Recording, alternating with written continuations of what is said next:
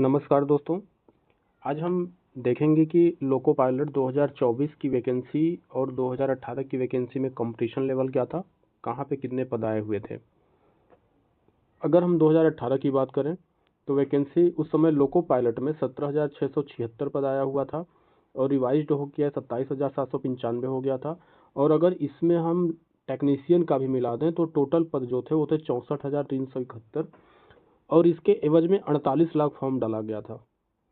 और उस हिसाब से हम बात करें तो पर सीट कंपटीशन, एक सीट के लिए 3 बच्चे फाइट कर रहे थे CBT 1 पे, क्योंकि रेलवे हो या फिर SSC का एग्ज़ाम हो या फिर कोई भी एग्ज़ाम हो, वहाँ पे अटेंडेंस 100% होती नहीं है। रेलवे में खास तौर से 70-75% के आसपास अटेंडेंस आती है।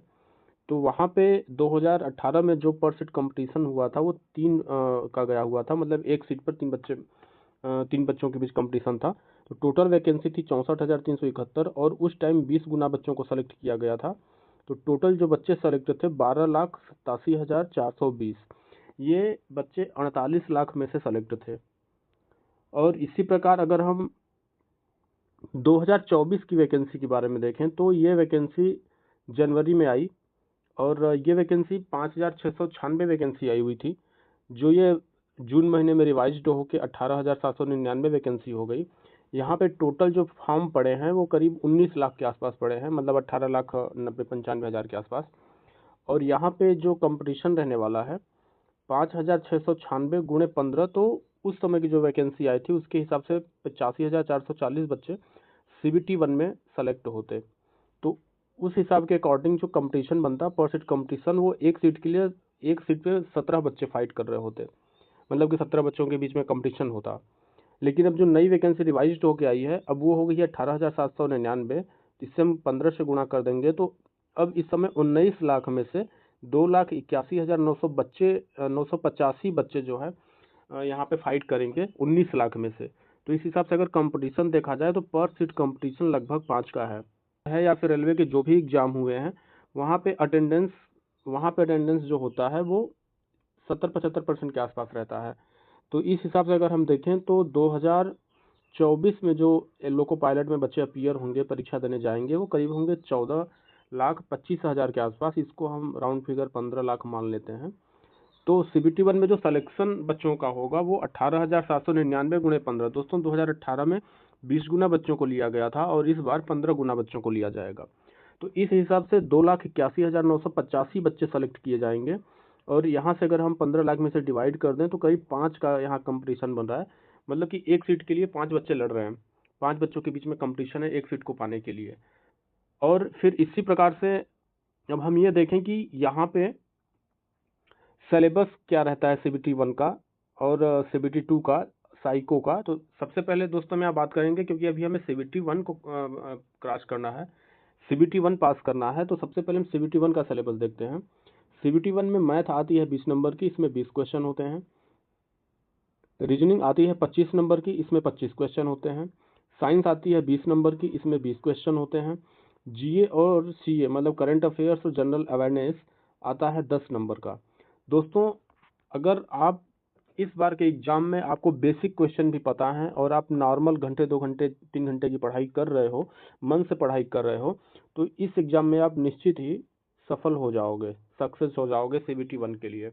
अभी हम देखेंगे इसकी कट ऑफ कितनी जाएगी, इसके लिए बेस्ट बुक कौन सी रह सकती हैं, यहाँ पे अभी हम सब कुछ बताएंगे। अब अगर हम देखें कि ये टोटल 75 क्वेश्चन है और ये 75 क्वेश्चन हैं जो 60 मिनट में करने होते हैं। तो दोस्तों यहाँ पे जो क्वेश्चन आपको आ रहे हैं आप उन्हीं को अटेम्प्ट करिए, और जो क्वेश्चन आपको नहीं आते हैं आप उस पर तुक्का तो बिल्कुल ना लगाएं, क्योंकि यहाँ पे एक क्वेश्चन गलत होने पर 0.33 नंबर जो है कट कर दिए जाते हैं, मतलब वो आपके माइनस हो जाते हैं। अब अगर हम देखें कि एग्जाम प्रोसेस क्या होता है इसमें, तो फर्स्ट स्टेज में जो है कि CBT 1 का पेपर होता है, जो कि CBT 1 में ये सिलेबस है। फिर स्टेज सेकंड में 2 पार्ट में पेपर होता है। एक में तो यही सिलेबस रहता है जिसमें फिजिक्स और इंजीनियरिंग ड्राइंग का वेटेज थोड़ा बढ़ जाता है, और बाकी पार्ट B होता है, इसको पास करना कंपलसरी होता है। और ये पेपर जो होता है 75 नंबर का आता है और इसको पास करना ज़रूरी होता है। और ये क्वेश्चन जो आता है इसमें नंबर ऑफ क्वेश्चन 100 होते हैं पार्ट A में।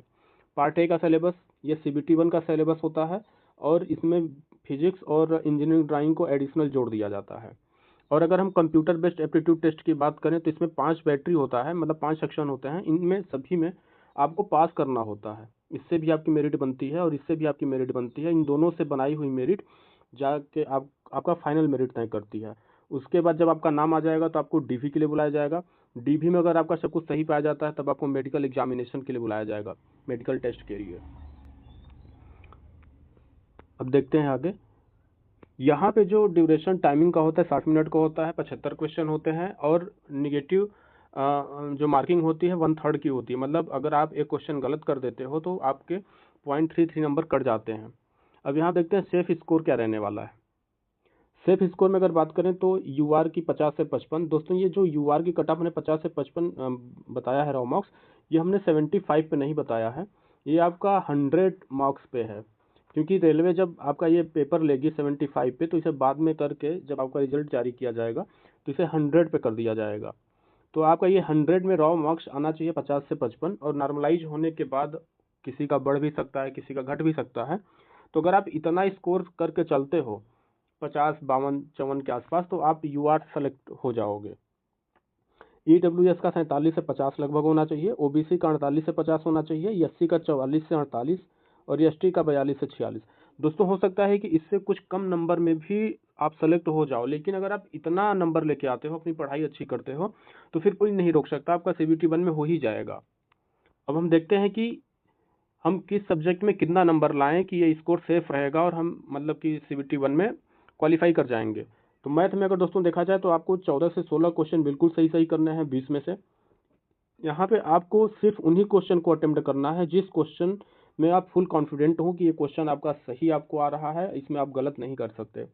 और इसी प्रकार से हम रीजनिंग में देखें तो यहाँ पे 18 से 20 क्वेश्चन एक आइडियल अटेम्प्ट रहेगा।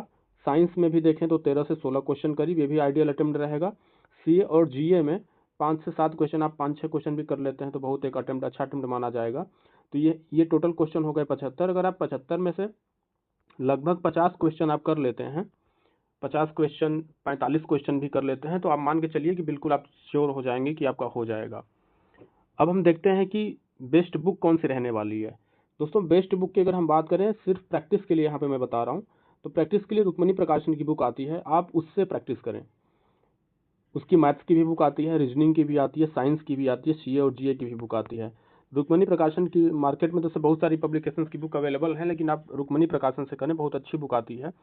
दोस्तों ये रुक्मणी प्रकाशन की रीजनिंग की बुक है, प्रैक्टिस सेट है यह, जिसमें 2018 से 2022 तक के रेलवे में पूछे गए लगभग सभी प्रश्न हैं।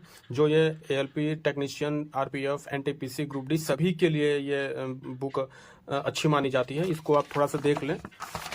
इसमें देखिए दोस्तों ये चैप्टर्स हैं, ये दोस्तों से प्रैक्टिस के लिए बुक है, आप इसे सिर्फ प्रैक्टिस करें। अगर आपको रीजनिंग बेसिक से पढ़ना है तो आप इस बुक से ना करें, क्योंकि आपको फिर बहुत कम आएगा समझ में। दोस्तों ये रीजनिंग की बुक है। अब हम आपको दिखा देते हैं मैथ्स की बुक को। दोस्तों ये मैथ्स की बुक है, 3200 क्वेश्चन है, ये चैप्टर वाइज बुक्स हैं दोस्तों, चैप्टर वाइज हैं, ये आप देख सकते हो।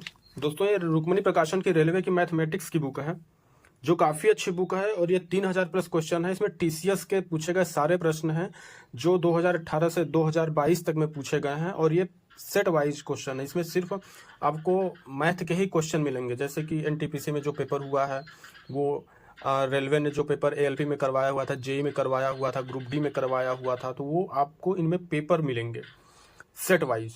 और जो अभी हमने पहले बुक दिखाया वो चैप्टर वाइज बुक थी। ये बुक है साइंस की रुक्मणी की, और ये बहुत ही अच्छी बुक है। आप देख सकते हैं जो ग्रुप डी में क्वेश्चन आए हुए थे 2022 में जो पूछा गया था, वो सभी का इसमें मेंशन है, और ये चैप्टर वाइज बुक है। तो आप